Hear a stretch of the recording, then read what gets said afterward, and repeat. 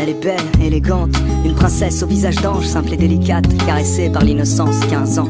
Tellement mignonne pourtant, elle n'en est pas consciente. Elle trouve sa poitrine petite, ses fesses immenses.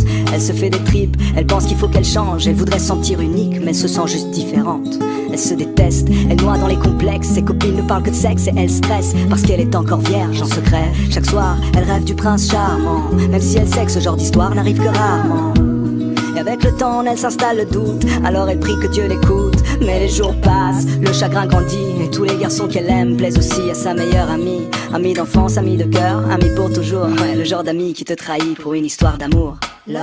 On en parle comme d'une maladie qu'on a souvent lorsqu'on est petit, mais dont on guérit quand on vieillit. Et si à 15 ans l'amour est fictif, pourquoi chante-t-elle dans la langue de Shakespeare un refrain qui fait Let me know when the world is a better place.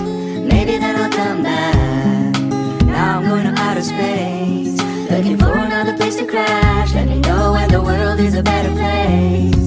But now you have to let me go. I'll meet you there on the patio, where Juliet met Romeo. Il est peace, enfin c'est ce que ses amis disent. Le genre de gosse qui n'aimait que des ondes positives. 16 piges, si romantique, pas le type classique qui ne pense qu'avec sa tête. Enfin comme tous les mecs qui pensent tout le temps au sexe. Mais ça n'empêche que son rêve est de trouver Juliette.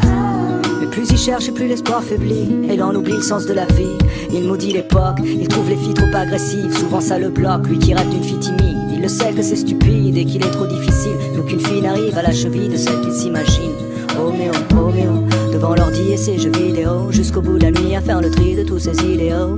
Et dehors, une voix distante lui chante Let me know when the world is a better place. Maybe then I'll come back. Now I'm going to outer space, looking for another place to crash. Let me know when the world is a better place. But now you have to let me go.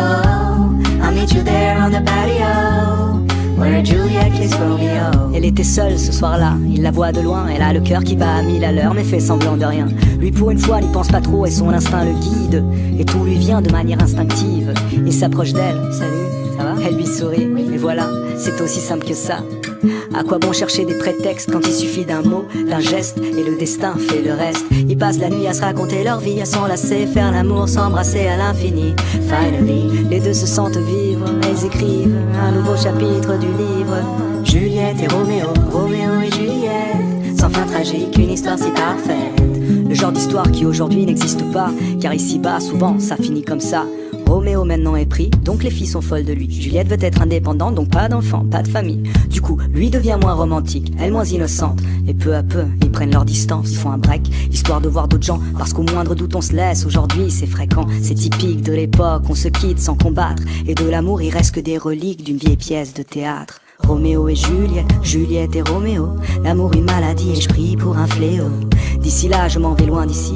Peut-être que sur une autre planète ils ont compris le sens de la vie.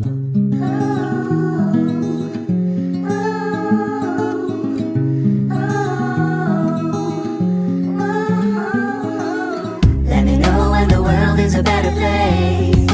Maybe then I'll come back. Now I'm going to outer space, looking for another place to crash. Let me know when the world is a better place.